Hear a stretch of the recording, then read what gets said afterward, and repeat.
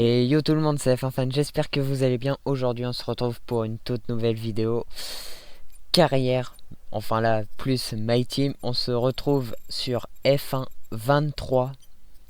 Donc oui, je sais, vous allez me dire oui, mais t'as pas fini la carrière F1 2020.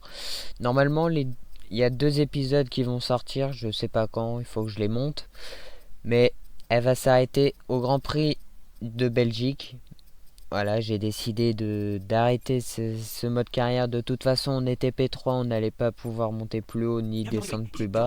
Donc autant commencer une carrière My Team sur F1 23. Donc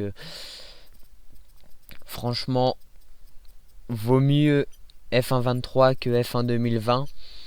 Donc sur F1 23, je vais avoir un défi, c'est de jouer sans les aides. Sur F1 2020, je jouais avec l'anti-patinage en intermédiaire et avec l'anti-blocage des roues d'activer. Là, j'ai tout désactivé sauf la trajectoire, vu que ça, quand j'ai tourné cette vidéo, ça faisait 2 jours que j'avais le jeu. Donc j'ai préféré garder la trajectoire idéale en 2D et non en 3D. Donc là, vous voyez mon personnage, je m'appelle Nathan dans la vraie vie, donc je me suis appelé Nathan dans le jeu. Je vous dirai pas pourquoi le nom de famille c'est ça, mais bon, s'il y en a, ils arrivent à comprendre, ok, tant mieux pour eux. Donc voilà. Bon là, vous voyez un peu les couleurs de l'écurie, on va dire. J'ai essayé de trouver un truc assez stylé pour faire une écurie. C'est assez compliqué. Je vais pas vous mentir. Au début du jeu, on n'avait pas beaucoup de choses. Donc le nom de l'écurie, je vais l'appeler la F1 Fan Racing Team. Donc oui, c'est un nom basique, mais j'allais pas l'appeler F1 Fan F1 Racing Team. Il y aurait beaucoup trop de F1 dans la...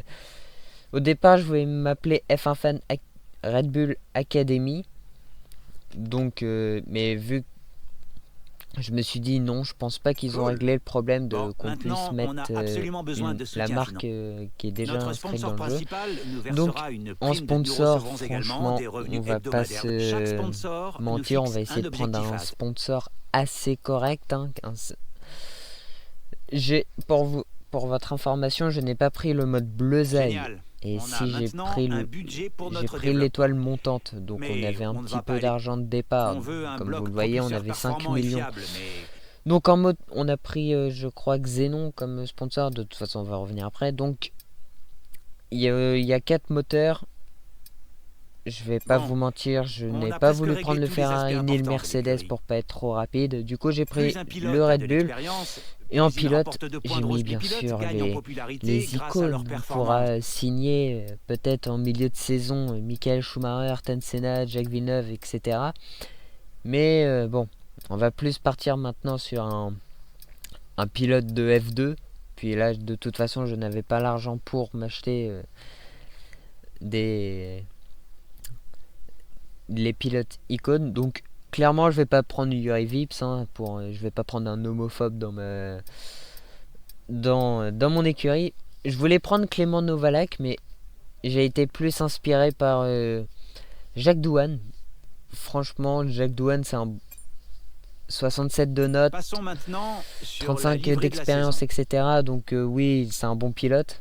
Donc là, je vous laisse avec la présentation avec Nathalie Pickman. Changement d'année, de pilote et d'écurie. Bienvenue, c'est un plaisir de vous retrouver à l'écart du paddock. Aujourd'hui, nous nous rendons au siège de la nouvelle écurie de F1. Nous avons obtenu en exclusivité le droit d'interviewer le propriétaire de l'écurie qui conduira la monoplace. En effet, pour la première fois dans l'histoire moderne de la Formule 1, le propriétaire lui-même s'installe derrière le volant. C'est le moment idéal pour lancer une nouvelle écurie, surtout après la saison dernière, qui a été ô combien passionnante. 2022 a été une année de changement dans la réglementation. Red Bull a su en profiter mieux que les autres, mais c'était la saison dernière. Cette année, le scénario pourrait être différent. Vous pouvez me croire, ça bouillonne d'activité ici. Et toutes les personnes qui ont travaillé sur la monoplace semblent très fières. Même si la discrétion est de mise, on semble convaincu ici d'avoir mis au point une monoplace compétitive. Mais La théorie est une chose. Sur la piste, face au ténor de la F1, ce sera une autre histoire. Alors, quel effet cela fait d'être propriétaire de la 11e écurie de F1 et de se retrouver soudainement sous les feux des projecteurs? De nouvelles têtes, le retour du Qatar, une première à Las Vegas et l'éternelle course au progrès technique poussent la F1 et les pilotes vers de nouveaux sommets. Quels sont ses objectifs, son moment le plus attendu ou le plus redouté? Nous le saurons bientôt au cours de l'interview. Mais découvrons d'abord la nouvelle monoplace.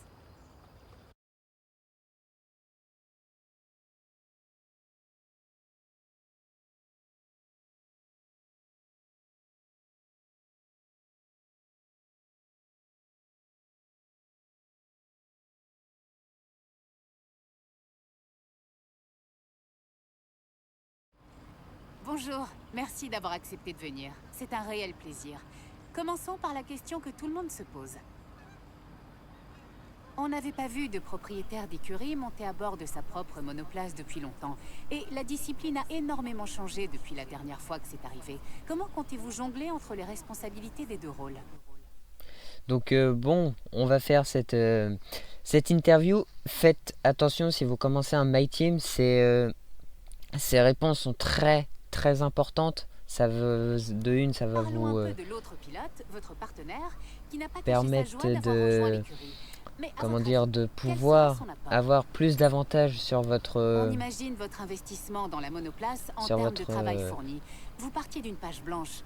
Sur quel domaine avez-vous mis l'accent? sur votre comment dire, sur votre La voiture, plupart des autres écurie, écuries ont des années infrastructure, d'expérience en Formule 1. etc. Donc À quel niveau franchement, oui, pensez-vous c'est pouvoir faire très de gros important gains de les réponses que vous performance pour vous choisissez. rapprocher des meilleures monoplaces? Donc, franchement, Pour aller pour chercher pas des sans être points méchant, il cette faut saison, pas répondre de la vous allez merde, devoir très être clairement. capable de gagner des places sur le circuit. Moi, j'ai Quel essayé aspect de de votre répondre monoplace vraiment va ce vous que je permettre de pensais prendre le de dessus lors de ma ces saison, batailles? que j'envisageais de faire la saison. Donc, Et pour finir, pour cette de saison, on nombreux va partir départements pour travaillent de concert au quartier 23 général courses. en amont de J'ai la pas fait première un course de la calendrier saison. personnalisé. Avec cette Je me importante suis date dit, qui approche, on va peut-être lequel de vos faire une départements vous a le saison, je sais plus pas, impressionné? Duquel tirez-vous la plus il grande faut, fierté? parce que l'année prochaine, j'ai mon bac, vraiment un vrai bac, Je pas pourrais mon bac parler de avec vous français. toute la journée. Donc Merci oui, beaucoup pour votre temps. là Mais je ça va dois être vous un peu laisser plus retourner au compliqué travail. de Vous tourner avez des beaucoup vidéos, à mais faire. là, Je vous c'est souhaite les tout le meilleur pour vacances. votre première J'ai saison 2 de F1. mois de vacances pour faire des vidéos, même si Ici, pendant tu peux longtemps je vais pas consulter les pouvoir tips qu'elles sont sur faire. l'organisation. Donc nous voilà au Tu peux aussi QG, investir bon, une partie de notre capital on dans est des la améliorations pour ces cinquième, infrastructures. Être oui, la intégré à la cinquième force du voiture plateau. avant le début du prochain week-end. Vous voyez ce que je vais C'est faire, moi je vais qui pas suis m'appeler responsable Hydro, de tout ce c'est qui changer concerne la le location R&D. des pneus, Alors, me mettre beaucoup attends-toi à plus de passer beaucoup de pneus temps avec moi. tendres pour les qualifications. J'ai fait Vous installer avez ton vu, poste de travail ils ont et changé tout devrait marcher correctement. le Mais motorhome. préviens-moi si c'est On a plus tout ce qui est tous ces écrans et tout. Ça m'a fait bizarre quand j'ai vu ça, mais bon, je pense qu'on va s'y habituer très vite. Rappelez-vous, dans F1 2020, aux essais libres, j'avais plus de 5 programmes à faire par essai libre. Là, c'est 3 programmes. Ils ont raccourci les programmes. Donc du coup, on part en essai libre et je peux vous dire que cette voiture, c'est vraiment compliqué à jouer sans les aides. Sans vous mentir, j'ai fait, même sur la course, les qualifications, les essais libres, je crois que je suis à plus de 30 flashbacks. Et vraiment, je rigole pas. J'ai beaucoup flashback pendant cette course à Bahreïn. Euh, c'est vraiment une... En fait, ils nous ont dit la voiture ne va pas patiner à bas régime. Mais c'est faux. C'est faux, mais très clairement. La voiture, je suis en troisième, je suis pied au plancher. Elle patine, elle part en tête à queue, elle fait tout. Bah après, est-ce que c'est peut-être parce que je joue avec une manette? Dans ce cas-là, bah, c'est un peu dommage de ne pas pouvoir accélérer comme ils l'avaient dit, parce que le jeu F1 23 a été fait aussi pour les joueurs manettes. Le contrôle sur les manettes a été refait. On a une meilleure stabilité avec des manettes, avec les joueurs manettes.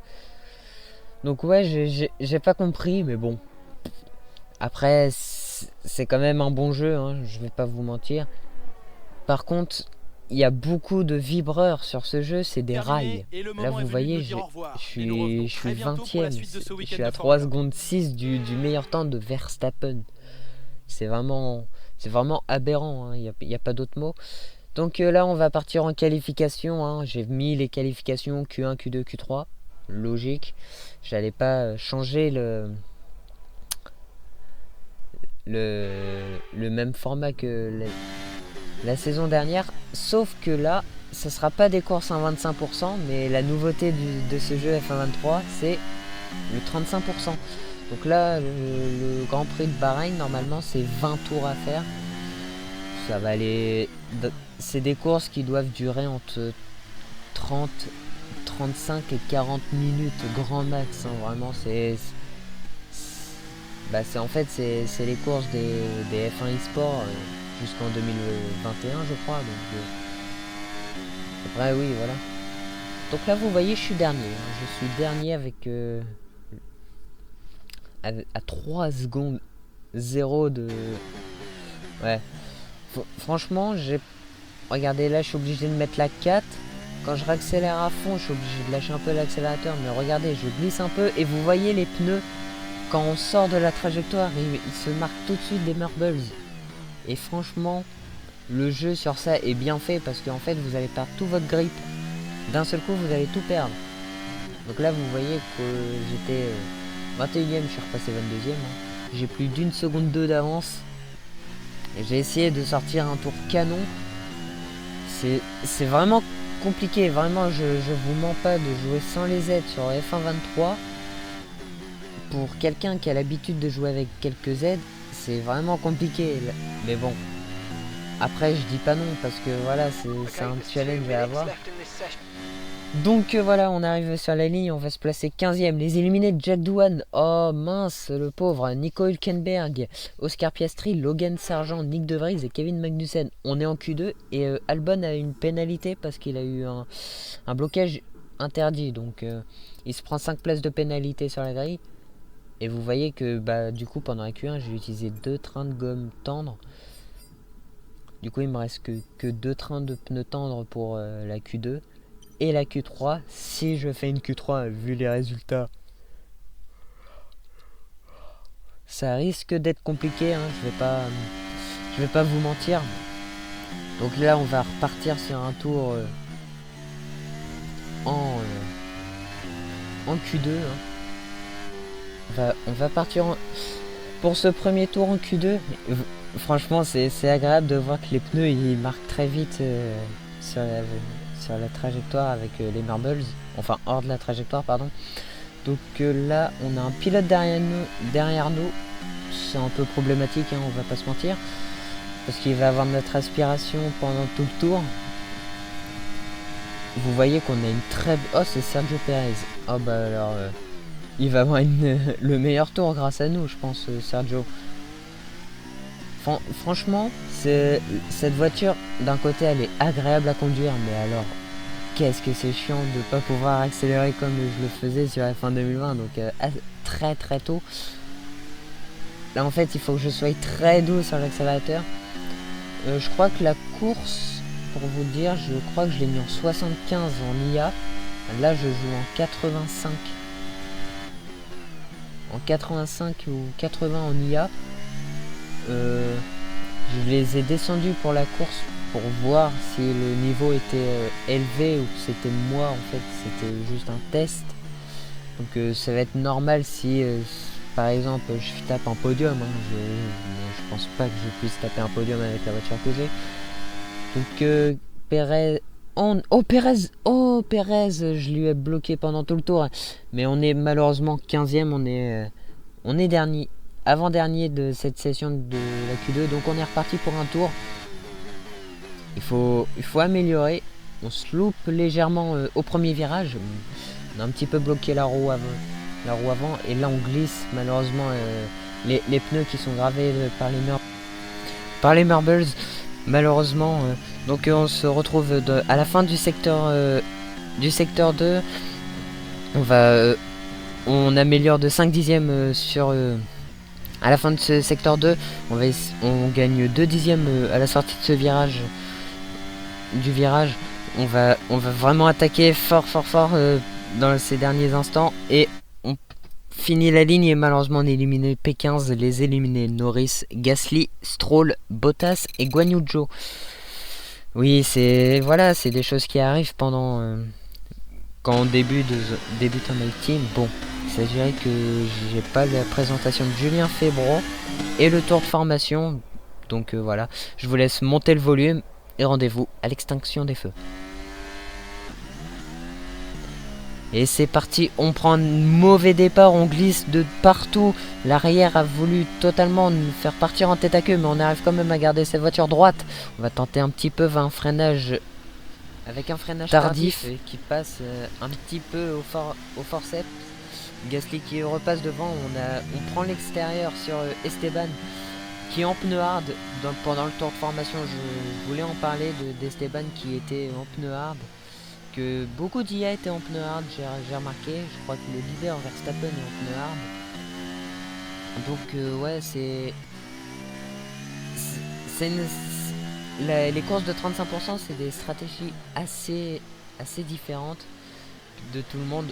Il n'y a pas beaucoup d'usure, je vais pas vous mentir, c'est comme une course en 25%, alors qu'on va revoir ses départs. Verstappen était en pole, suivi de Charles Leclerc. George Russell était 3ème. Hamilton 4, 5 et 6 Perez, ou inverse. Mais Verstappen qui a pris un bon départ, qui a gardé la tête à ce premier virage. On a un 3 de front d'Hamilton, de Perez et de Carlos Sainz. On va revoir le départ de Max Verstappen en pneu hard, il prend un bon départ. À savoir que les IA sont codés pour soit prendre un très mauvais départ, pour prendre un moyennement bon départ et un très mauvais départ. C'est vraiment sur la grille, ça va être aléatoire. Donc, comme là on peut voir que Charles Leclerc a eu un bon départ, un bon temps de réaction, mais a été tout de suite bloqué par Verstappen. Voilà, c'est dans la vraie vie ça se passe aussi un peu comme ça. Oh, il y a eu un petit contact entre l'aileron avant et le ponton des deux pilotes. Est-ce qu'il y aurait des petits dégâts pour Charles? Je ne pense pas. Là, la preuve, Hamilton prend un bon départ sur son coéquipier, même s'il était en pneu rouge. Russell était en pneu rouge et là on peut remarquer que Hamilton est en pneu médium, donc c'est vraiment aléatoire les départs, alors que non mais franchement là, le 3 de front de Carlos Sainz, de Perez et de Lewis Hamilton au premier virage, faut le faire. Faut vraiment le faire, parce que quand même si nous aussi je crois qu'on était à 3 de front, mais voilà, là on se retrouve à la fin du premier tour et on va voir une tentative de dépassement de Yuki Tsunoda et de Pierre Gasly. Est-ce que Pierre Gasly va faire le double dépassement? Ils sont à 3 de front au premier virage, Nous on est juste derrière, on est en train d'assister à cette scène alors qu'on glisse un tout petit peu à la sortie de ce virage 1. Là on peut monter clairement sur le vibreur, on peut être à fond. On partira pas en tête à queue comme sur la F22. Et on arrive à passer entre Pierre Gasly, Lando Norris et Yuki Tsunoda. Bon, Gasly a quand même réussi à reprendre l'avantage sur nous, mais du coup ça nous fait remonter dans les points. On a réussi. Le dépassement de fou furieux qu'on a fait, alors que Stroll à la fin de ce deuxième tour va essayer de dépasser Yuki Tsunoda. Yuki Tsunoda va pas se laisser faire, le japonais va avoir une meilleure ressortie de ce virage par l'extérieur, mais Stroll avec les pneus rouges et son Aston Martin va aller beaucoup plus vite. Mais Yuki Tsunoda n'a pas dit son dernier mot, alors que Valtteri Bottas va tenter encore un 3 de front au premier virage. Non mais c'est quoi ces IA aujourd'hui? Un 3 de front. Bon, Bottas malheureusement ne pourra pas passer. Stroll garde l'avantage sur Yuki Tsunoda.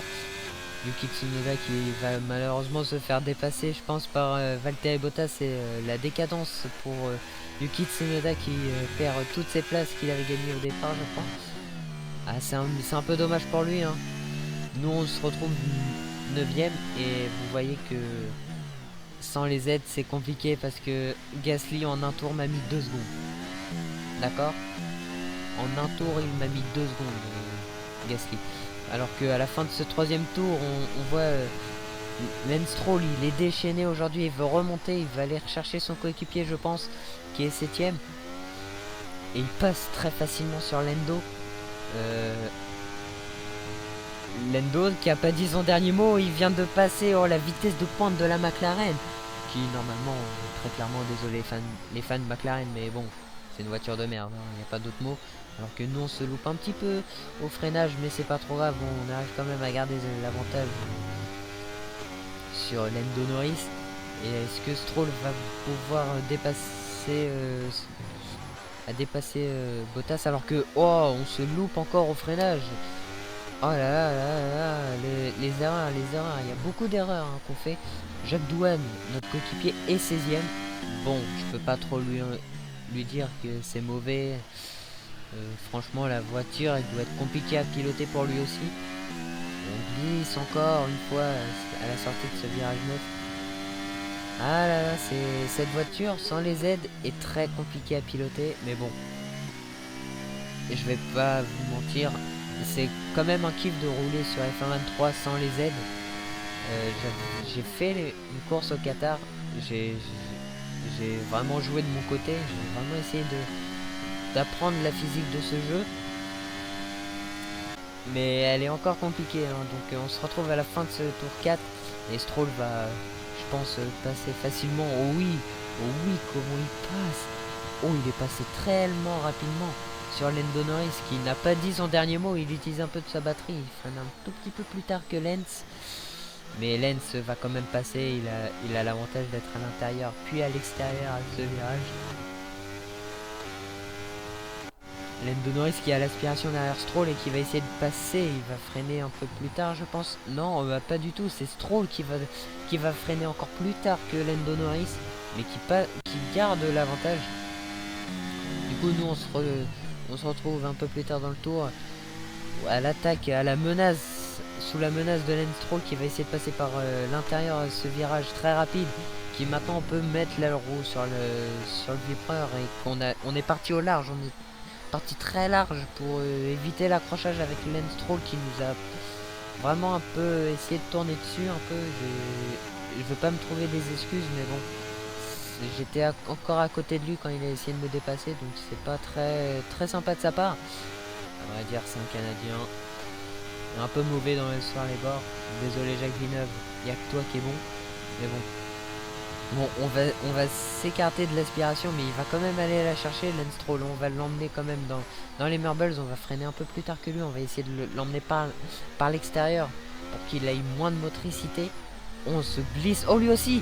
Oh yes. On a failli se prendre un karma très rapidement. Du coup, c'est Lando Norris qui en profite sur l'erreur de Lance Stroll. Il va essayer d'en profiter, mais c'est Stroll quand même qui garde cet avantage. Oh là là. Cette course est déjà mouvementée alors qu'il y a plus de 20 tours à faire à couvrir sur le Grand Prix de Bahreïn. On est qu'au 6ème. C'est un bon Grand Prix. C'est un bon Grand Prix qui s'anime. On a quand même pas mal de prétendants dans la fin de ce top 10. On se loupe encore sur les freins. Ça fait beaucoup de froid. Alors qu'on se retrouve au début du tour 7. C'est Sergio Perez qui va attaquer Carlos Sainz. Bon, la vitesse de pointe de Red Bull est très phénoménale. Je crois en essai libre, elle était à 345 km/h en fin de ligne droite. Ok, d'accord. Mais là, du coup, Perez va passer Carlos Sainz. Carlos Sainz qui résiste, malgré les pneus rouges qu'il a, qui doivent être usés. Il arrive quand même à résister, même si, bon, du coup, Perez a réussi à passer. On se retrouve quand même au début du tour 7, mais sauf là c'est dans notre peloton et Guan Yu Zhou se fait attaquer par Ocon et devant c'est Norris qui attaque Valtteri Bottas, le coéquipier de Guan Yu Zhou. Pendant que nous on est un peu en échappée on essaye de s'échapper avec Stroll et moi du coup. On va vraiment essayer de s'échapper de ces trois là et du coup c'est Stroll qui me menace qui va tenter le petit dive bomb un peu suicidaire, il n'y a pas d'autre mot, il est un peu suicidaire. Jack Doohan est passé 15ème, il a remonté d'une place, il a dépassé Yuki Tsunoda qui à mon avis doit avoir des problèmes moteurs parce que perdre autant de place. Oh, Lance Stroll qui s'est loupé et qui va du coup nous laisser passer. Logique. Et du coup, il va perdre un peu plus de temps. On se retrouve à la fin du tour 7 et Lewis Hamilton est juste derrière Carlos Sainz. Carlos Sainz qui est en perdition avec ses pneus rouges. Je pense qu'il a beaucoup d'usure. Parce que tous ceux qui sont devant sont sur des pneus bien plus durs que Sainz. Et Hamilton va passer, je pense, Carlos Sainz. Et oui, il va passer par l'intérieur. Il va beaucoup... Voilà, il est passé. Il y a même pas d'autre chose à dire. Il vient de passer. Il vient de passer. Et franchement, je pense que Carlos Sainz est en train de mourir sur ses pneus. Gasly, on peut dire au revoir à Gasly, à moins d'une safety car ou d'un drapeau rouge. Et oui, parce que sur F1 23, il y a les drapeaux rouges et je les ai activés. Ils sont en augmenté comme la safety car. Donc Stroll qui a plus d'une seconde.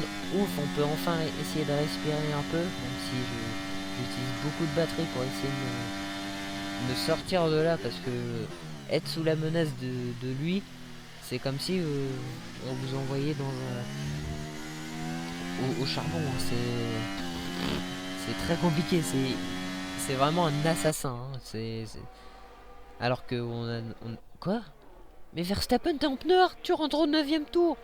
Non, mais non. Bah non, mais même sur ce jeu, mais non.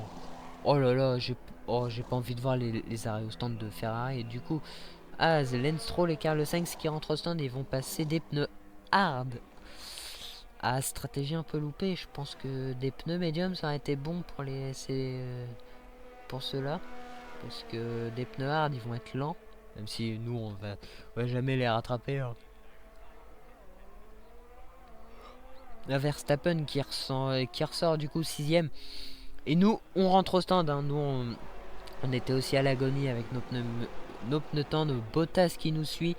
Stroll aussi. Ocon aussi. Norris aussi. Il y a pas mal de monde dans les stands. Et du coup voilà. La nouveauté aussi pour moi c'est que je peux appuyer sur un bouton pour faire un arrêt au stand optimal. À savoir sur le jeu, je crois qu'il y a encore les erreurs de pit stop des mécaniciens qui font clairement du caca. Donc on ressort en pneu médium, on a un peu les pneus froids, mais c'est pas comme sur F1 22 où les pneus froids sont inconduisibles à la sortie des stands. Là, ils sont bien plus conduisibles. On peut même accélérer plus tôt que des pneus rouges. Bon, je fais un peu chauffer mes pneus parce que Bottas est à plus d'une seconde de moi. Je me permets de faire quelques petits zigzags pour chauffer ces pneus médiums. Et du coup, on ressort 15ème à notre place de qualif. Hein. Donc, on va essayer, tant bien que mal, d'essayer de s'échapper, de créer un gap entre Bottas et moi. C'est compliqué parce que voilà, je me suis encore loupé au frein et du coup ça va permettre à Bottas de revenir. Même si j'ai un peu de batterie à la sortie, c'est pas ça qui va nous permettre. Du coup on se retrouve au tour 10 pardon. Et Charles Leclerc rentre au stand pour mettre des pneus hard alors qu'il était en pneus médium. Un peu dommage. Perez aussi était dans les stands. Pierre Gasly rentre au stand.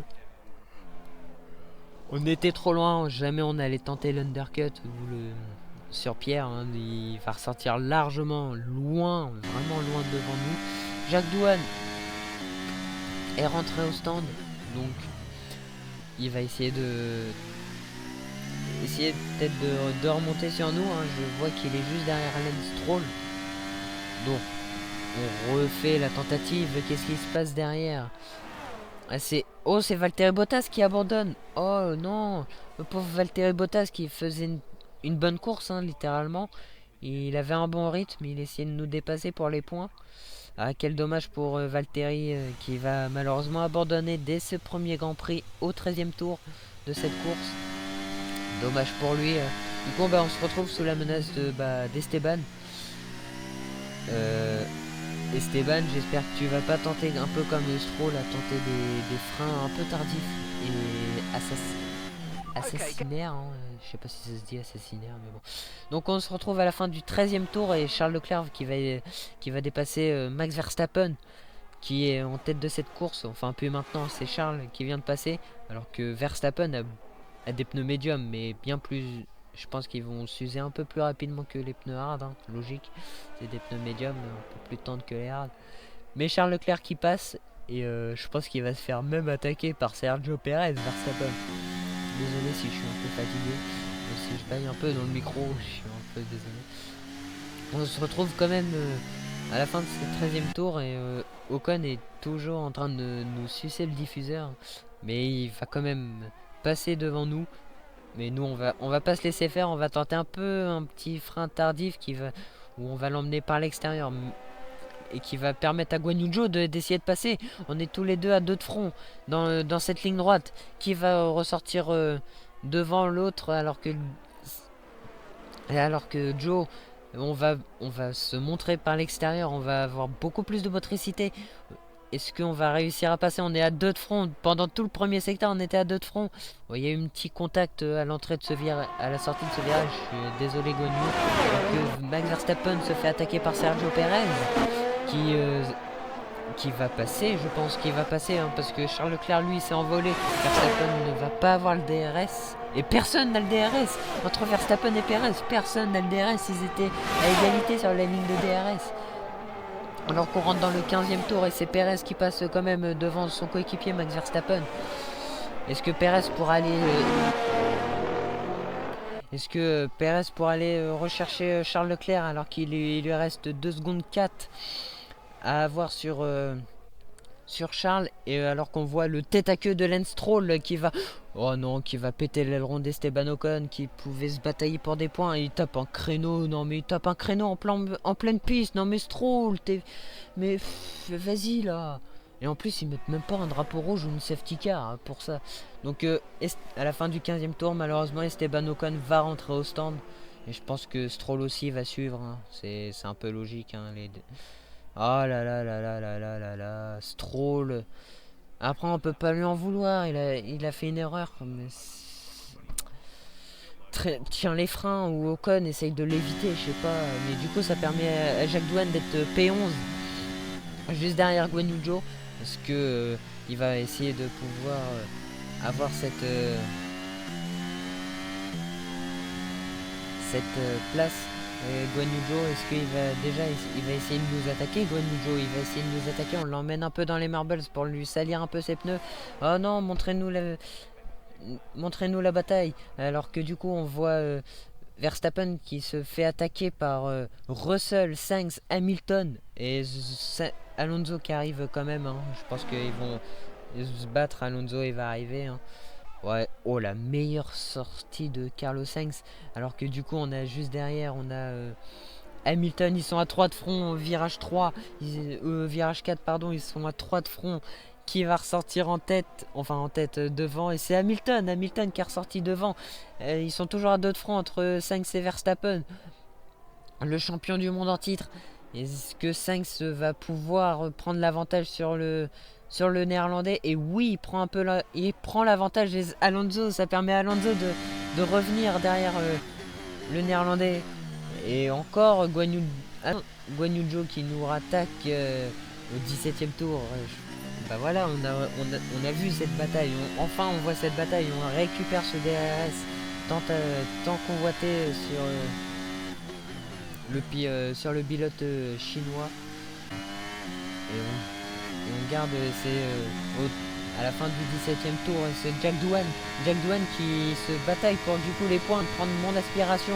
Oui, Jack, prends mon aspiration et dépasse le chinois, dépasse Guan Yu Zhou, fait tout pour marquer des points pour l'écurie. Allez Jack Douane, allez. Oui, je sais, j'ai un peu bégayé alors que dans le 18e tour, oh non, Perez qui était allé. Oh non, Perez qui abandonne le Grand Prix. Oh la tristesse du pilote mexicain. Donc, je pensais que c'était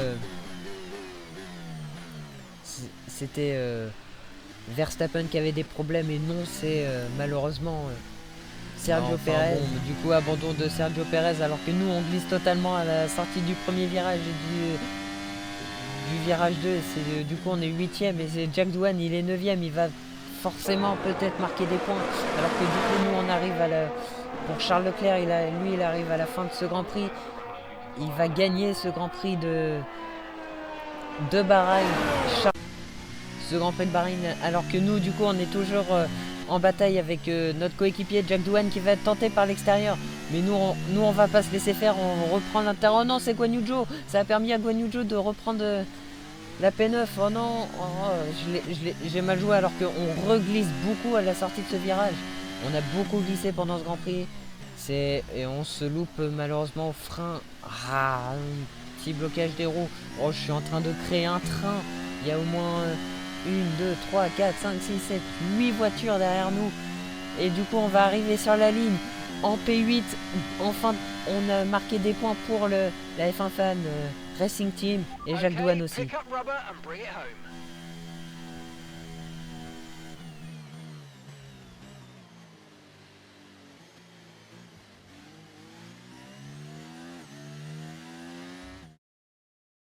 Ferrari l'emporte aujourd'hui sur une prestation exemplaire. Dites-moi Jacques, comment pensez-vous qu'il a réussi à signer un tel résultat aujourd'hui? Cette victoire est le résultat d'un pilotage exemplaire et d'une confiance sans faille sur le circuit.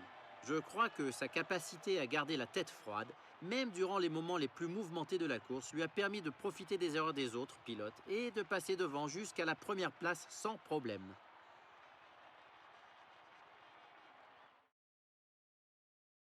En regardant le podium, impossible de manquer cette combinaison rouge reconnaissable entre toutes. Une victoire de classe mondiale aujourd'hui pour une équipe mythique. Ferrari est de retour.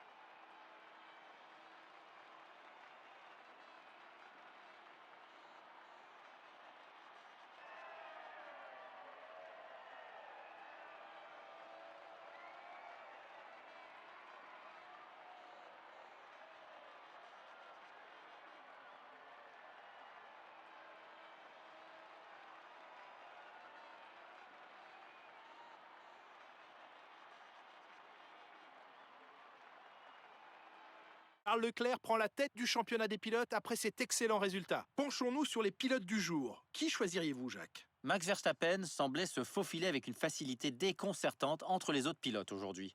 C'est donc lui que je choisirais. Le moment est venu de voir ce qui se passe au classement des constructeurs. Ferrari s'empare de la tête du classement. C'est un week-end de Formule 1 complètement fou auquel nous venons d'assister. J'ai vraiment hâte de voir la suite. Bon bah voilà, vous avez vu un peu le classement, hein, donc je vous laisse mettre pause sur la vidéo. Bon, même si elle est en avant-première, vous pourrez toujours mettre sur pause, parce que là on arrive sur la fin de vidéo. Donc je crois qu'on est 6ème au classement général. On va essayer du coup, notre grand max c'est de marquer 25 points au championnat constructeur. Mais bon. Et j'avais oublié au début de vidéo, merci pour les 100 abonnés sur la chaîne, ça fait extrêmement plaisir. Maintenant le cap, c'est essayer d'atteindre les 250 abonnés sur la chaîne. Et si vous avez aimé la vidéo, n'hésitez pas à liker, vous abonner. Sur ce, je vous dis ciao.